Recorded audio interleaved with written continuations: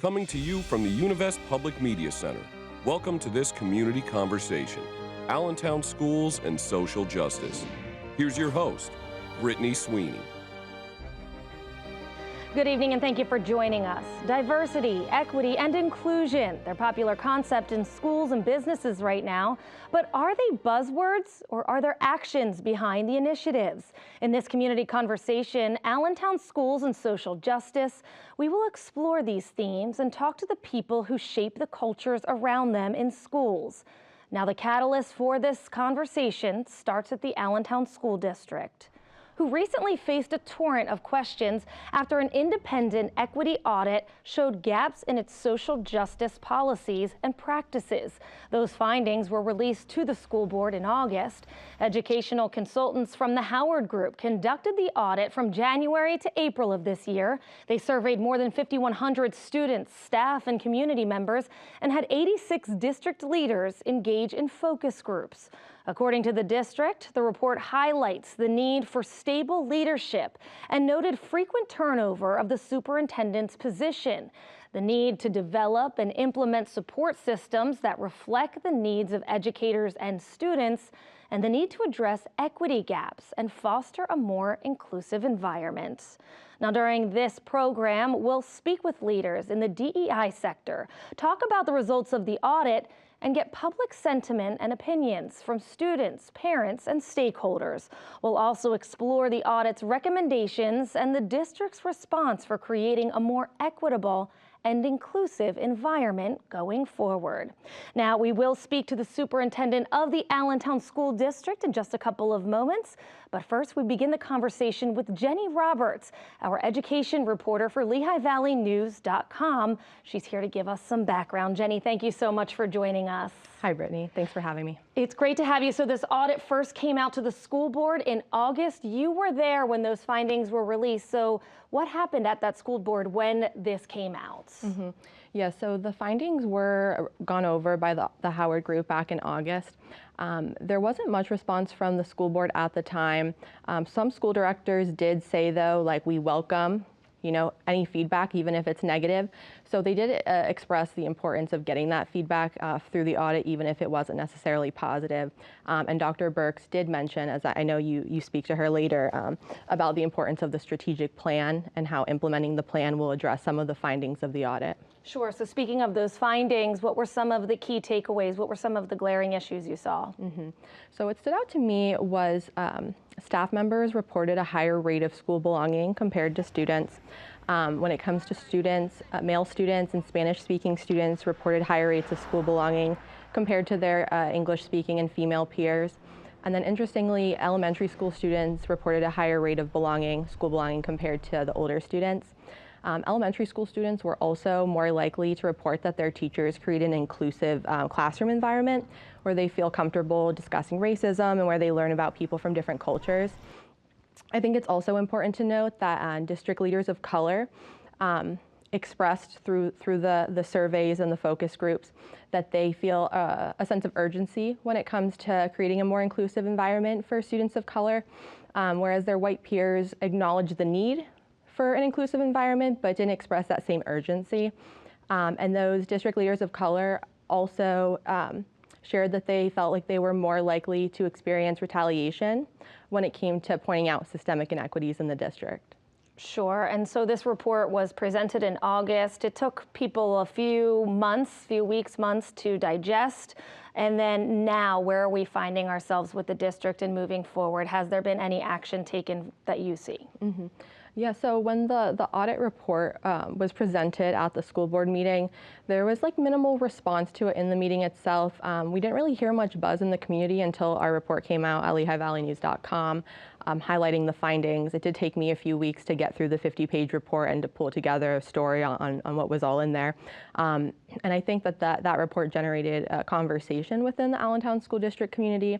As Dr. Birks has told you, the strategic plan was already in process over the last several months. They developed that and approved it in October. So that plan is really going to be the roadmap forward in terms of addressing the findings of the audit report.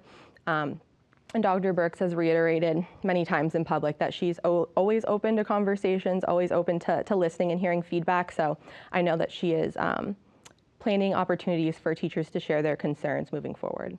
Wonderful. And Jenny, if folks want to take a look at your article and the audit as well, where can they find that information?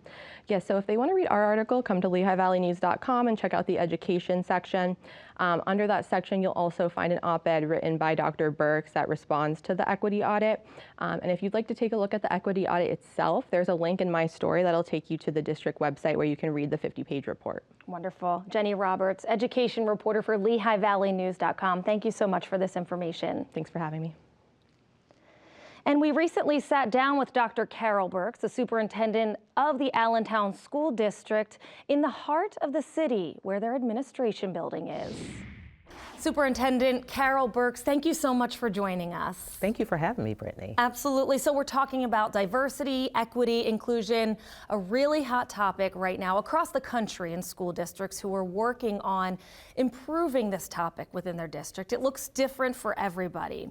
In the Allentown School District, an audit was recently conducted. And so let's talk about that audit and some of the results of it. But let's start with what prompted this audit. So as you may be aware, I've been the superintendent in the Allentown School District since March, officially the superintendent of 2023. And so prior to my arrival, there was an audit that was conducted in 2016, basically citing that we were not providing equitable access to a language acquisition for our families to the district. And so in about May of 2023, I received this email from the Office of Civil Rights saying, congratulations, we're happy to know and hear that you're superintendent. However, some of the recommendations that were made in 2016 were not addressed. And so, but as an organization, I really thought about coming into the district, what I knew through my leading and learning plan think about how can we ensure that our students are getting what they need, despite where they live, their backgrounds, race, culture, and everything else. And so we engaged in equitable practices prior to the equity audit.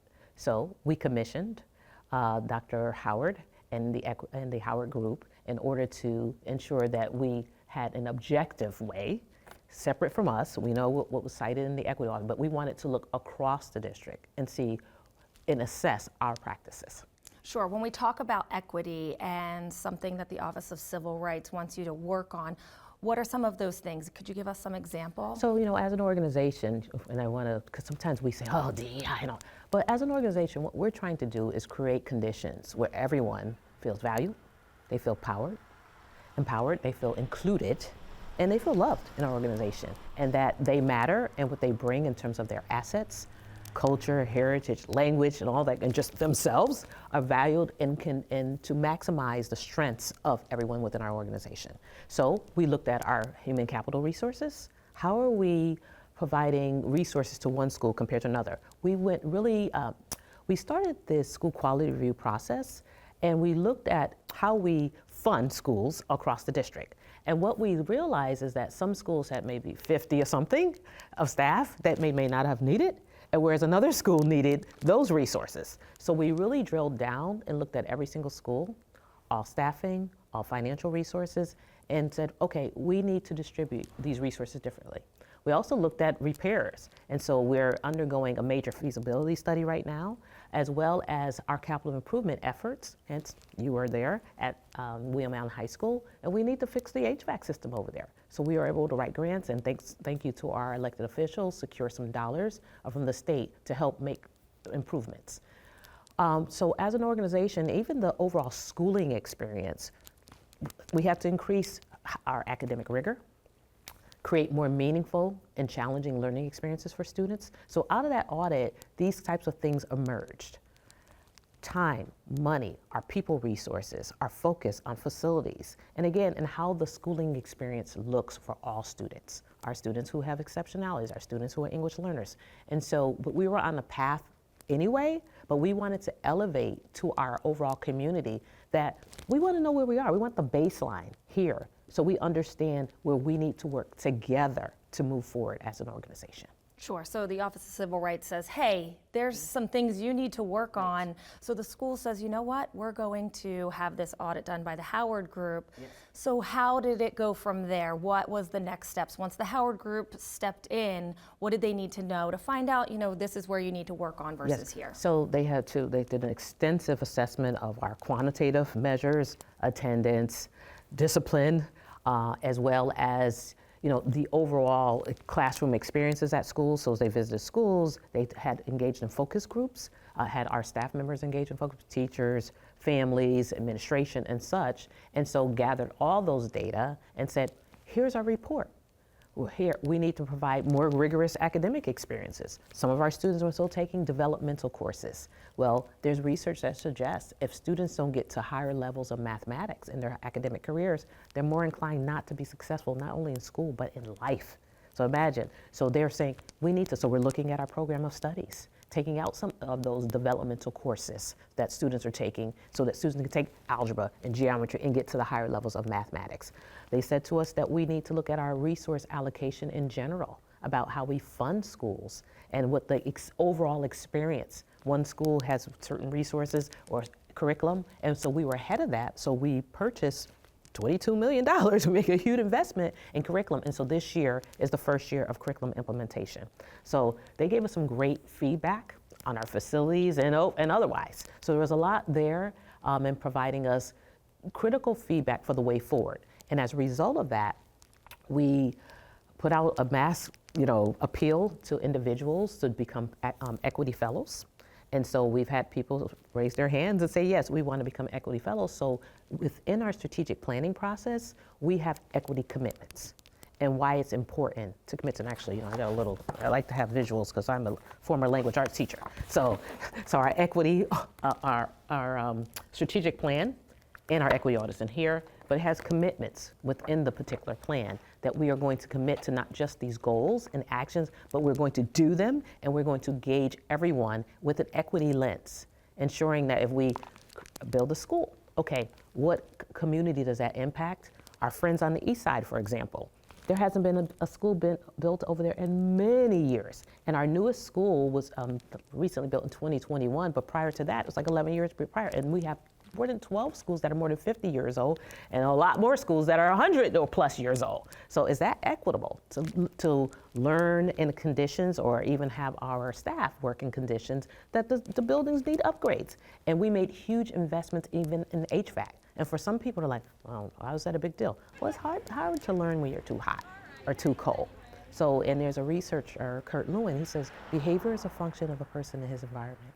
So we need to create the environments where people feel that we value them and that they can be their best selves and that we can nurture their intellectual capital, their strengths, their creativity, and their gifts. So we have a long way forward. So the Equity Fellows, the United Way, and the University of Pennsylvania is going to train these provide them with professional learning so that they can become ambassadors and help us ensure and hold us accountable to ensure that we execute on those commitments that we made as an organization. Sure. When you look at the findings from this report, was there anything glaring to you? Was there anything that stuck out that surprised you? And on the same, the other side of the aisle, was there things that you already knew that you had to work on, or things that you said, we were doing this right? So I think no surprises. Given that as we have to put things into context, as an organization, we've had 7 superintendents in 11 years. And when you have that much churn in an organization, sometimes, you have one group of people come in with different ideas and another group come in. And so some things are lost in the midst of all that change. And as a result of that, not like people did anything wrong, it's just that different ideologies, viewpoints, and then the stops and goes did not help the organization.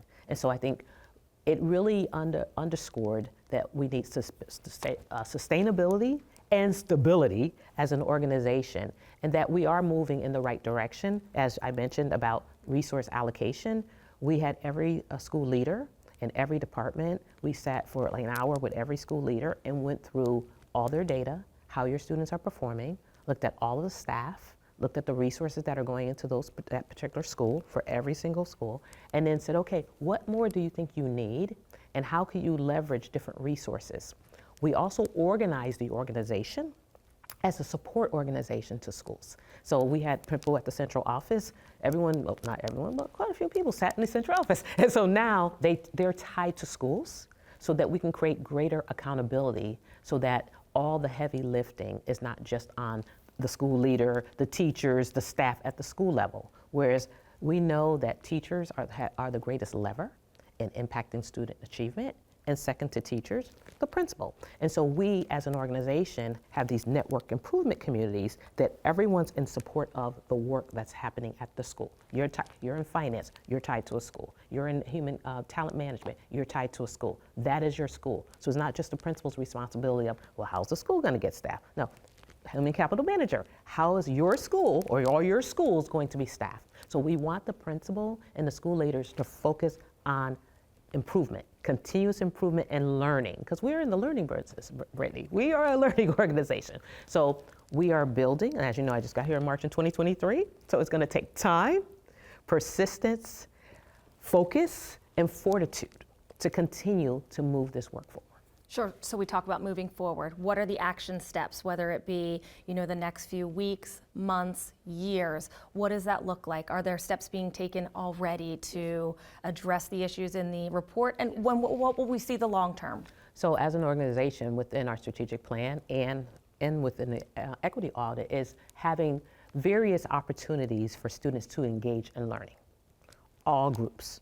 So as an organization, one, we've commissioned a special education audit. And so we have people looking at our practices across the district. So we want to make sure that we are implementing equitable practices for our students who have exceptionalities. So focus groups, they're looking at all our data, and you heard our board ask for like 12 years of information. So this one is going to take a little bit longer. How we fund our special education programming and what do we need? So that's a concrete example of us addressing how are we meeting our needs.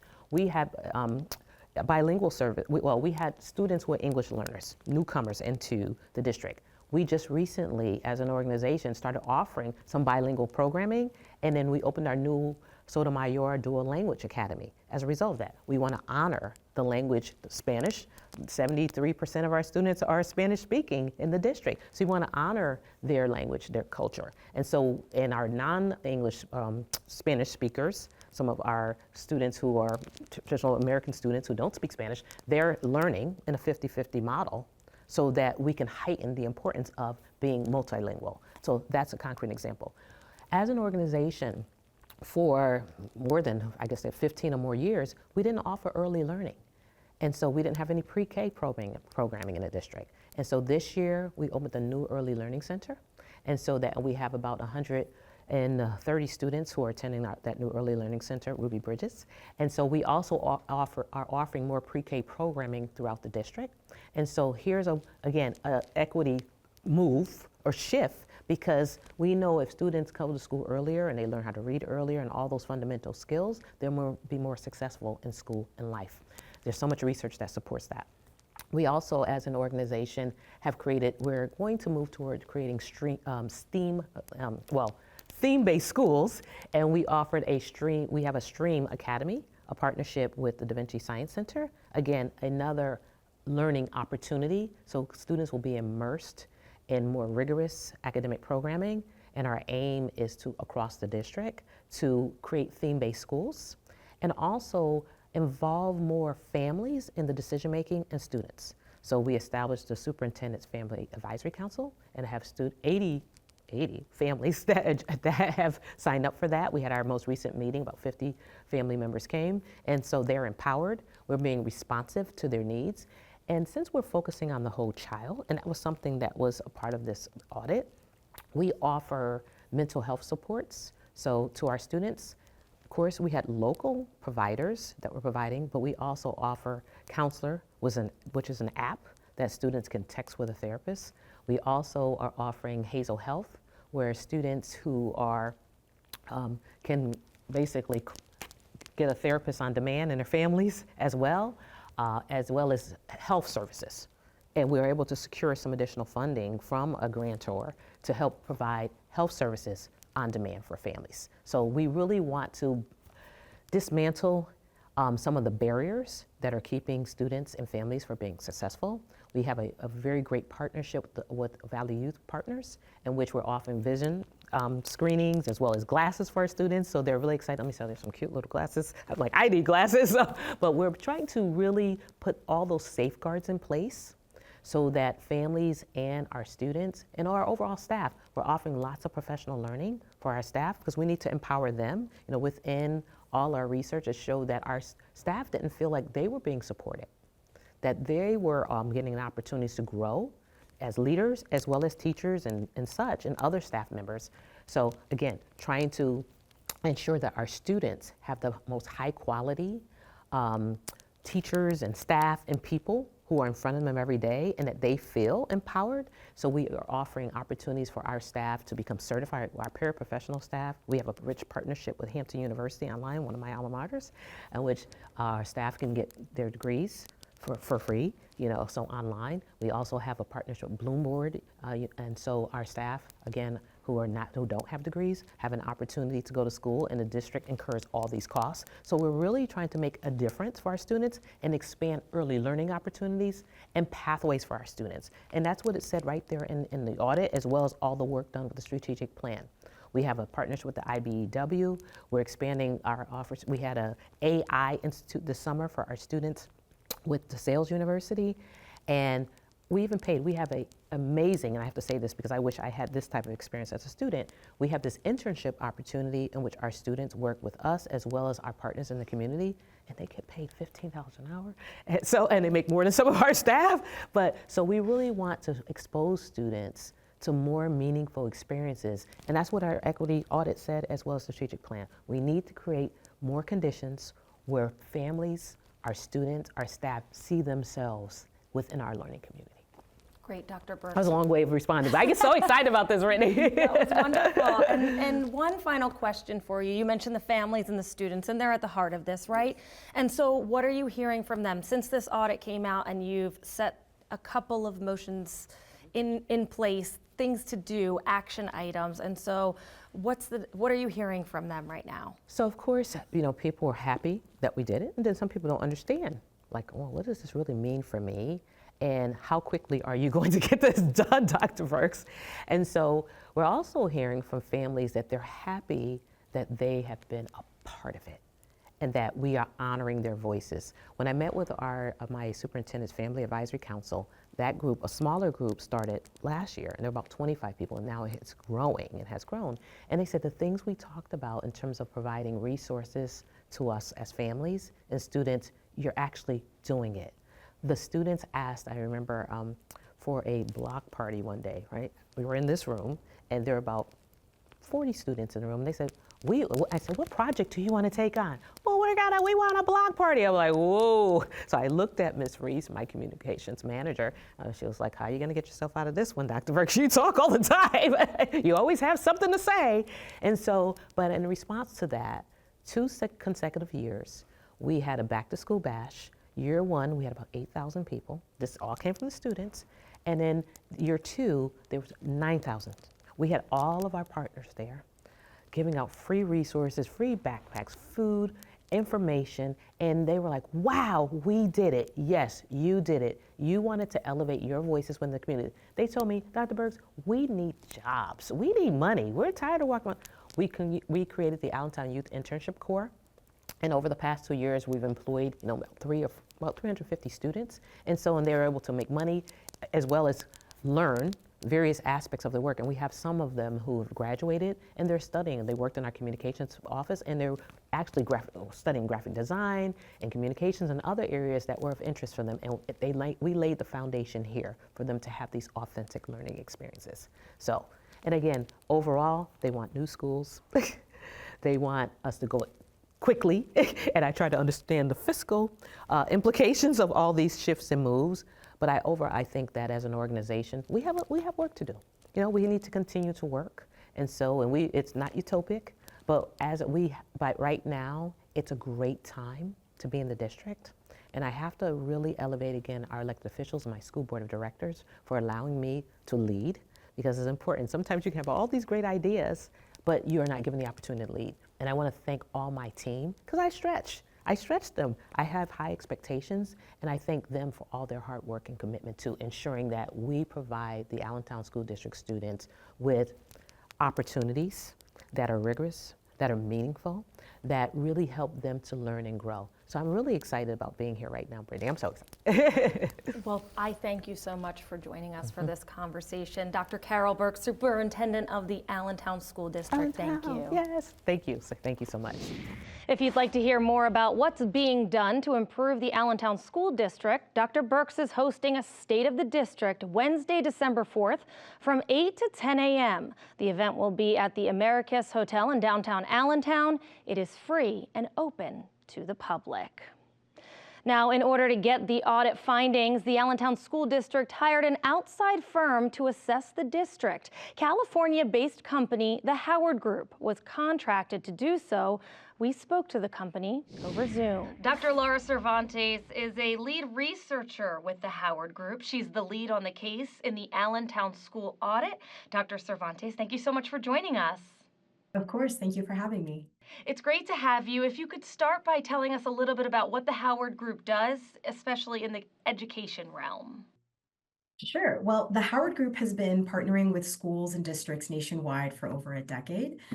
We specialize in survey development, data analysis, and supporting the schools and districts that partner with us by providing evidence-based professional development training and keynote services. Wonderful. So you were hired by the Allentown School District to look into some of their DEI services and what they offer throughout the district as a whole. And so what goes into an audit such as this? How long does this take, and what really goes into the research? Sure. So conducting an audit involves a review of policies, practices, and outcomes to identify disparities and develop strategies, for creating a more inclusive and fairer learning environment. Specifically for the Allentown School District, we initially established the purpose and the scope. In this case, it was twofold. So supporting their efforts to strategically and effectively identify and prioritize critical areas of growth and improvement. And secondly, it was to examine the policies and practices to determine progress towards a fairer distribution of their resources. And then we, and then we outlined the specific areas to be assessed for Allentown specifically. This included culture, the climate, curriculum instruction, talent recruitment, retention, family and community engagement, and district policies and practices. And then finally, we ensured alignment between the Allentown School District goals. And in this case, it was understanding the extent to which the district is providing fair opportunities, access to programs and resources for all students.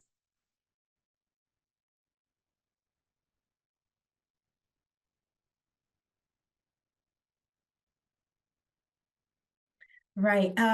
It tends to be subjective, and it's that way because it is very particular and specific to what that district is looking to examine. Sure. And so what were some of the key findings in the Allentown School audit that you looked at?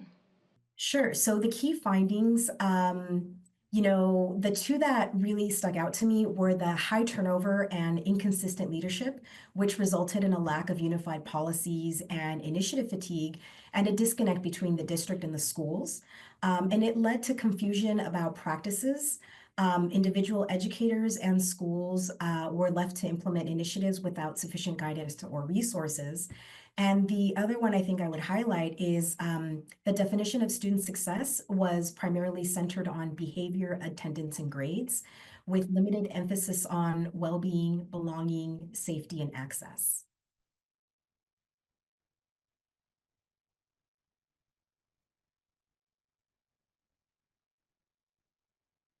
That's a good question. Creating a safe environment for interviewees is essential for participants to feel comfortable in sharing honest, meaningful insights.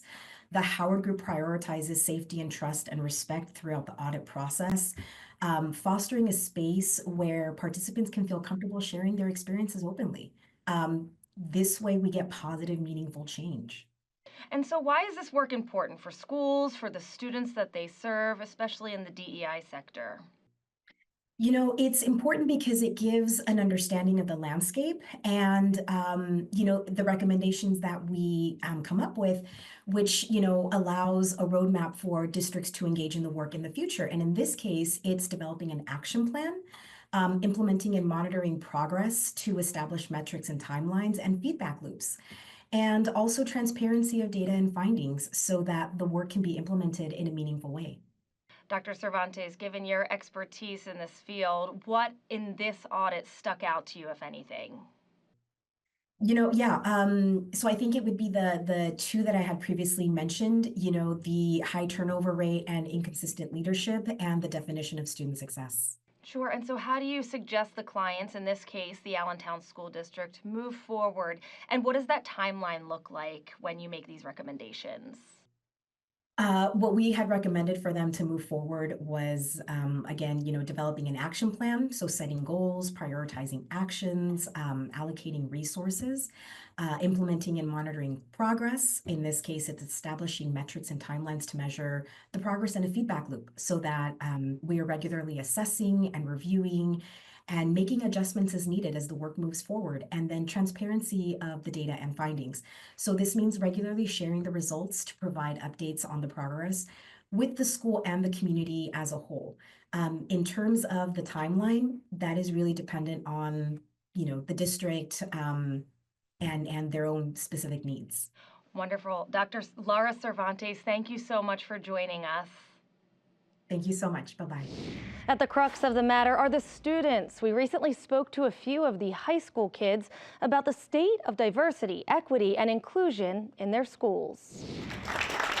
Some of Pennsylvania's top leaders in education paid a visit to the Allentown School District this month to highlight the importance of a public school facility improvement grant. I'm simply overjoyed to be here today as I look out into the audience and I see our students. The state's Secretary of Education, Dr. Khalid Moumin, spoke to students and administrators at William Allen High School about how safe, efficient buildings play a pivotal role in an equitable education. When you're looking at areas in regards to diversity, equity, and inclusion, it provides an opportunity for educators to simply individualize the educational needs of each child. The Education Secretary commenting on what tackling social justice issues can do for school-aged kids across the state. The students deserve the freedom to chart their own course for success. And this is just an area where we're able to really hone into students' individual skills and talents to be able to make sure that they have the opportunity to write the future that they want. He was joined by Allentown Superintendent Dr. Carol Birks. As a learning community, we are moving forward.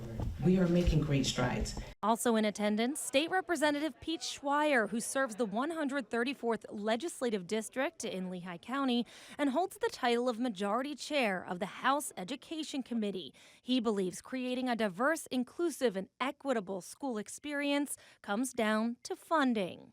The people that will say that money doesn't fix everything are willing to give up their dollars for the next town over. This school district is still severely underfunded. Over the course of the last 3 budget cycles in Harrisburg, we've invested about $100 million into our school district. Our facility needs alone are probably $500 to $600 million. We are still underfunded to the tune of about $150 to $200 million annualized. We're all just a bunch of Allentown kids trying to do our very best for other Allentown kids. Meanwhile, we asked students and parents outside of William Allen High School to weigh in on whether they feel included in the urban district. I don't know, I feel like they always try to find something to do for everybody, so that I feel like that they do try to include everybody. But some people are different, so they don't like most of the stuff that they're doing. But they definitely try to have something for everybody, so I think that they are. I think they actually do make us feel included most of the time. It's not the school's fault, it's the kids. They're the ones who are making the racial comments and all that. Otherwise, I think the school is doing a great job on equality. They're always making sure we do stuff for Hispanic Heritage Month and Black History Month. Sometimes they'll do little things. I say I feel like with the big cultures like Puerto Ricans, Hispanics, sometimes they'll do it for religions and stuff like that, but mostly they don't really try to include students. I don't know, it's more of less they try to like make it for certain things, but other things they won't like pay too much attention on. And then when you sit there and you bring it up to them, they won't like try to fix it or like make something better to like, you know, to the point where everybody feels like we're all together. They have like dance programs. They do like the different dances for different cultures.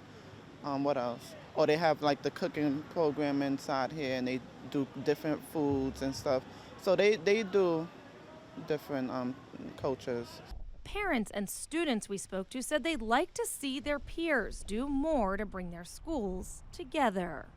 Start writing them up for calling people black, racial, like everything. Just start writing up, do something. I guess the parents more have to reach out and the kids more have to do their part.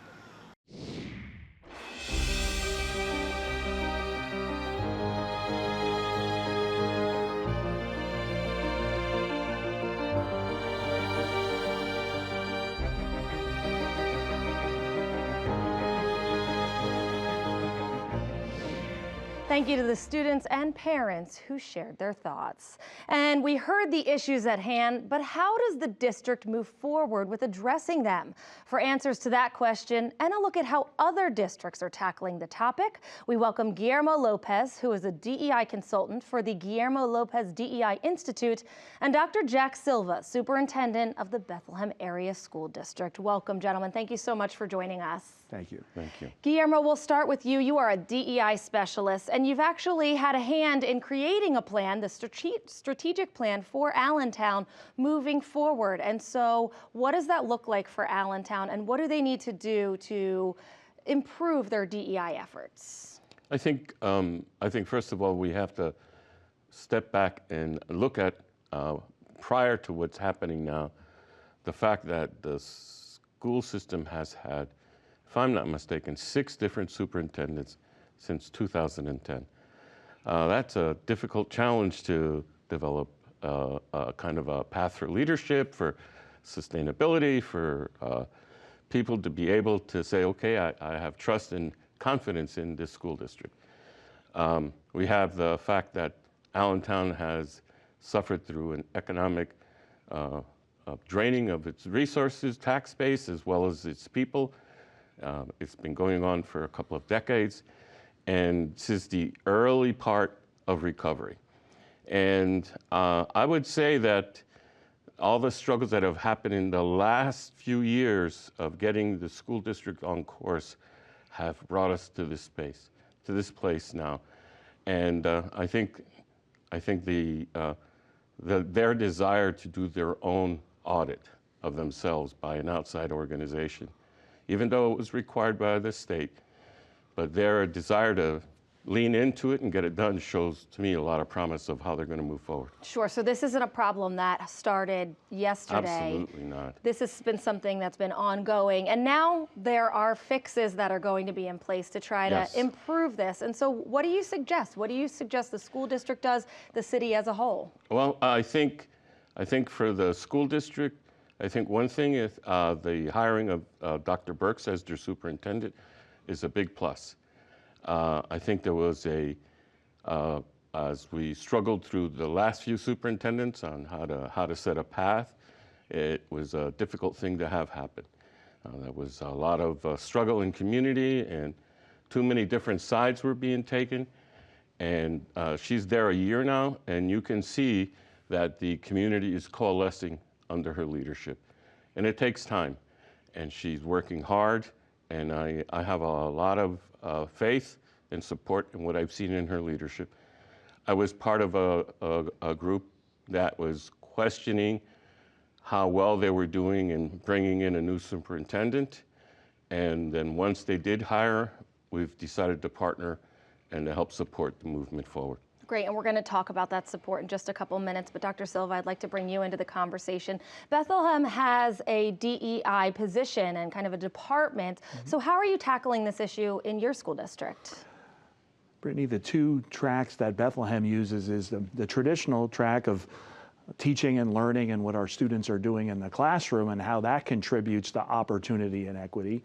And then the other track is what are we doing as an organization itself to improve equitable outcomes and our own operation within the Bethlehem Area School District.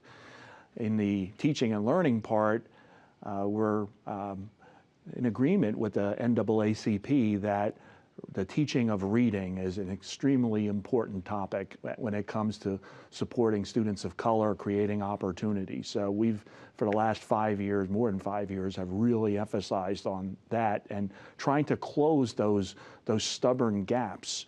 In Bethlehem, our vision is to eliminate race and economic standing as reliable predictors of success, academic and equitable success. And that can only happen if we really change practice in our classrooms and create better students.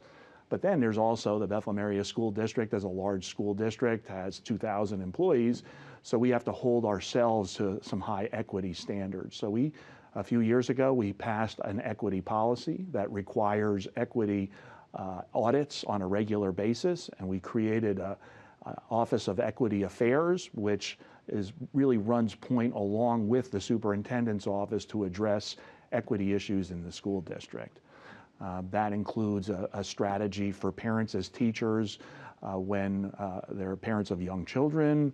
It's our child care, it's our pre-K counts program, it's our early intervention and supports of things in kindergarten, it's professional development for our teachers. But more importantly, it's making sure we look through the equity lens at all the functions of the school district: hiring, how we use our funds, student services, and making sure that we're really considering the effects of our actions, our policies, the things we promote, as are they impeding or are they helping the idea of equity? Sure. So since implementing some of these programs, what has been the response from students, from teachers, from the district as a whole? On the academic side, it's been very positive in that we've seen the improvement of student learning. We've closed some achievement gaps.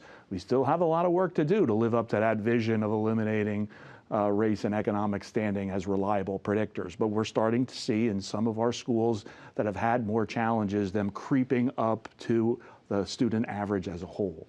So a lot of work done there and still to be done there. On the other side, the hiring, we want to make sure that it's a tight market to hire. So do we have a lens on attracting and retaining teachers of color?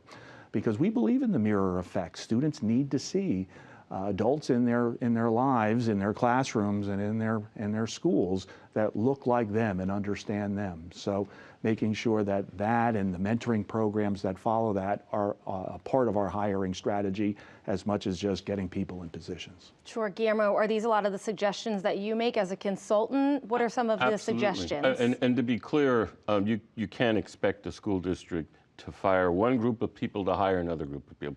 That's not how it works. How it works is through transformational change.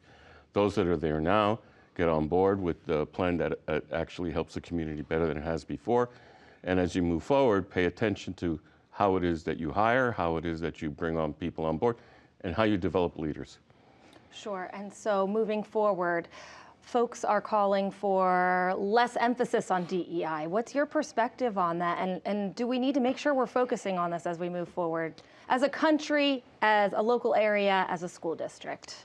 I would say that the challenges to DEI are not in the extremes. I think DEI, when it's done in its purest form, it's about removing harm. It's about not harming people, about remembering the harm from the past and repairing that harm, and not causing more harm in the present. And we move forward when we do that. Sure. Dr. Silva, what are future plans for Bethlehem to expand DEI services, that kind of thing, if there are any? Well, we always have the goal of making it clear that we want our students, our faculty, to be able to show up as their authentic selves.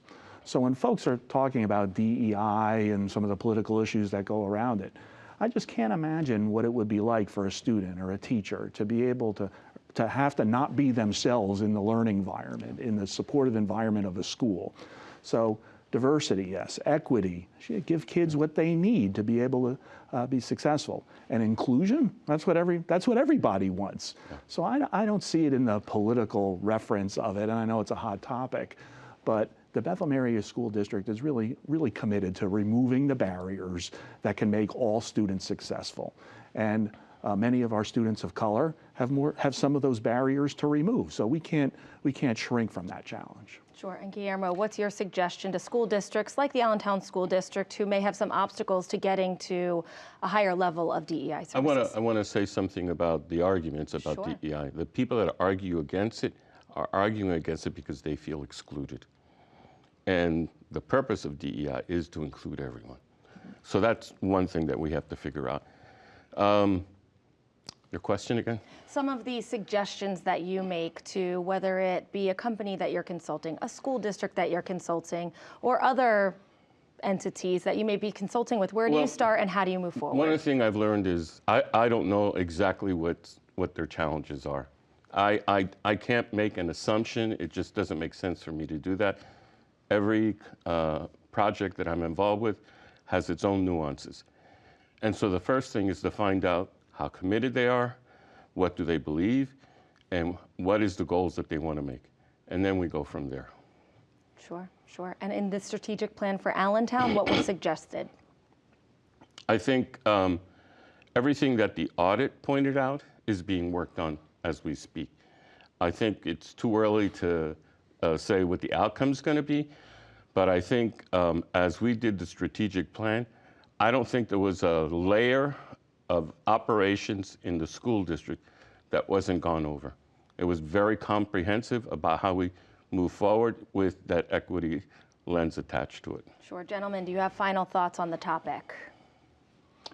Well, I'm just glad there are people in our community and people within our organizations that understand and appreciate the importance of equity and inclusion in an educational environment. Guillermo was right. It's going to take some generational changes as far as how we teach and learn, how we develop leaders, how we run our organizations. But you can't get to being a great school district without being great for everybody. And that requires a real focus on equity and inclusion. Wonderful. I have complete faith in what it's truly about. And I think we never move forward when we don't do things truthfully. And I think when we do things truthfully, it may be a little messy, but I believe conflict is actually a good thing. Conflict is that bow tying around the gift. When you untie that bow, you get to the gift. When we get past the conflict, we get to the good stuff and we move forward. Wonderful. Guillermo Lopez, Dr. Jack Silva, thank you both so much for your input today. Thank you. Thank you.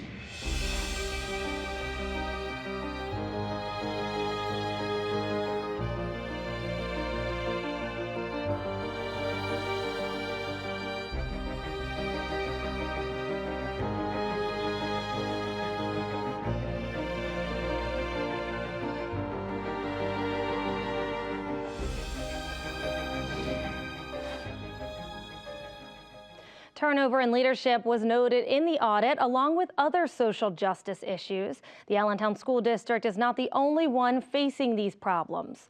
John Drescher teaches the Urban Principals Academy at Lehigh University. He joins us now. Professor Drescher, thank you so much for joining us. Thank you for having me here. So, as I mentioned, these are not issues specific to the Allentown School District. Do you see these in districts across the country, especially in the leaders that you teach? The problem is not unique, certainly, to Allentown. It's, as a former principal and superintendent myself, I saw it everywhere I worked.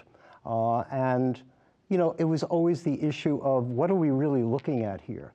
And I think all too often, most school districts are spending too much time looking at academics and standardized test scores and not enough about social issues, dealing with equity and diversity and inclusion. Our schools need to do that. Our students need to feel accepted and safe where they are. Sure. So give us an overview of the Urban Principals Academy at Lehigh University. This is a whole program based on teaching the leaders of tomorrow. Exactly. UPAL is a 13-month master's program. It's part of the overall ed leadership program at Lehigh, which is made up of several different programs, all wonderful. And it's really looking to establish a certain state of mind about leadership, so that when people go out and become school leaders, which is where you're going to learn most of what you need to know as a leader, which is on the job. We sort of prepare them, and an underpinning of what we're trying to do is look at issues of diversity, equity, and inclusion, dealing with race and gender issues, because no matter where you go, these are going to be in front of you as a leader. Sure. So I ask, are these issues something that just cropped up? It seems like a hot button issue right now, or is this something you've seen long term in your years of teaching? I'm sure that they are not new. I go way back, too far back, and I think even growing up, I grew up in New York City, and I think even back in those ancient days, they were still issues. I think, and rightly so, it's come more to our attention, and we're looking at them more. I think the key element is how are we going to look at them and how are we going to address them? Sure, and how do you teach that to these folks who are looking to become principals? How do you teach diversity, equity, and inclusion? What are some of the things they look at and do? Well, I think first of all, you have to start with self-reflection. Who am I? What are my values? And before you do that, it's really hard to look at anybody else's. So a big part of our program is using the arts to sort of identify in a safe manner and collaborate in front of two and three-dimensional works of art, working with jazz musicians, taking us out of ourselves, looking at other people, looking at their perspective on things and their experiences. That leads to a sense of trust.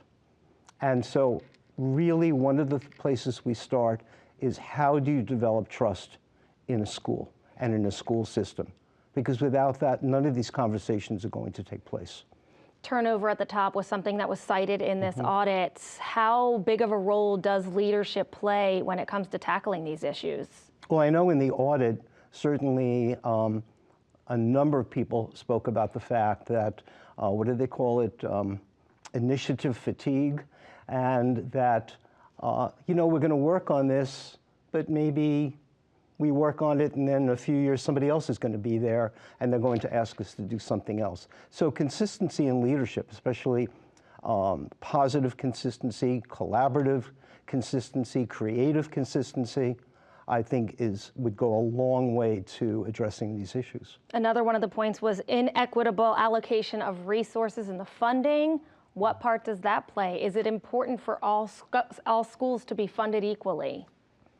I think it's important for leadership at the upper level to work with individual school leaders and individual school leaders to be working with their staff, the people who are closest to the children, to the students. What is it we're looking at? What do we need? And then bringing those issues back to district leadership and saying, here's what our school needs, and how can we make that happen? Schools too often are one size fits all. And that's really not the way schools really operate, because each school has their own student population, their own staff, the parents, the community that comes in, and the leaders are all different. So to say that everything being exactly the same, my experience is that doesn't work well. Sure. And how does that leadership and the trickle-down effect ultimately impact the students? How can it impact their learning and their success in the future? I think what happens sometimes is that when teachers feel that they don't have a voice, when they are not being asked, what do you think, what do you see, what do your students need, but we're just going to say, you know, it appears that you need this, so we're going to provide this for you. But it may not be what they need. I think that impacts morale in a negative way. Voice is so important. The ability to have a voice, to be creative, and to have a certain sense of autonomy to really address the needs of the students right in front of me. And what do you say to those critics who say schools should just go back to the basics, reading, writing, arithmetic, none of this DEI? What do you say to those critics? Well, the 3 R's. There's also respect, responsibility, and so many other areas that we should be looking at. But yes, of course, the students need to be able to read well, to certainly do math, to have an idea of the world around them. One of my colleagues at Lehigh, Dr. Floyd Beecham, wrote a wonderful book called Cultural Collusion and Collision. And it's about the fact that very often the adults sort of get together and make assumptions about what the students need. But it kind of collides with the students' interests. And we need to feel that we can reach out and sort of engage our students kind of halfway and really get to know them. And that will really open students up. They'll be happier and feel safer in school. Professor, and so how do we move forward? What would be your best advice for the Allentown School District, especially as it pertains to urban school districts, because it is an urban school district? I think they need to sit down. I mean, certainly a strategic plan seems to be in place. I'm not sure about the wording, because I saw something about implementing it in 2030. This is something that needs to get going 10 years ago. And you know, having a 6-year strategic plan is fine, but as long as it's organic. Let's look at this. And who are we collaborating with? Who's giving us the input? Are we sitting down with families, with students, with teachers, with individual school leaders, and really hashing this out about how we move forward, and then looking at where are we going? Is this working? Possibly learning from our mistakes, and keeping it evolving so that it's not just a stagnant document. Sure. Professor John Drescher, who teaches the Urban Principals Academy at Lehigh University, thank you so much for this great information. Oh, thank you. And for Appreciate being here. Thank you. All right, that will conclude this community conversation, Allentown Schools and Social Justice. Thanks to all of our guests for joining us and you for watching. From all of us here at PBS 39 and LehighValleyNews.com, I'm Brittany Sweeney. Have a good night.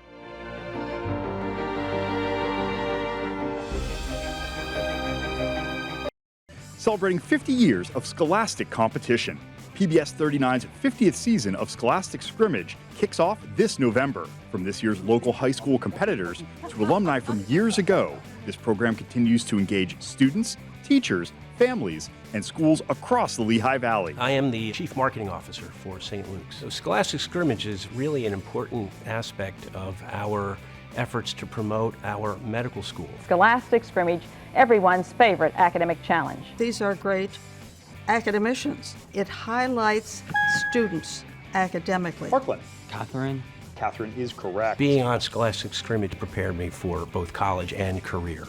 The ability to remember all of these facts, it just makes it easier to participate in conversations, whether it's in a social life, in a class, or in a job interview. But I hope the show continues for another 50 years. Tune in Sundays at 9:30 a.m. and on Tuesdays at 7 p.m. on PBS 39. Join us in celebrating Telebear's Holiday Bash at the Steel Stacks campus on December 7th. Watch a PBS Kids Holiday Special, enjoy story time with Lehigh Valley, Riley Children's Hospital President Ann Baum, and create a special Cat in the Hat holiday ornament. PBS 39, 91.3 WLVR, and LehighValleyNews.com members receive exclusive benefits like discounted ice skating tickets for Arts Quest Rink, a holiday plant from Richmar Florist, photo experiences with Telebear, the Peeps Chick, and more. Register at pbs39.org/holidayparty.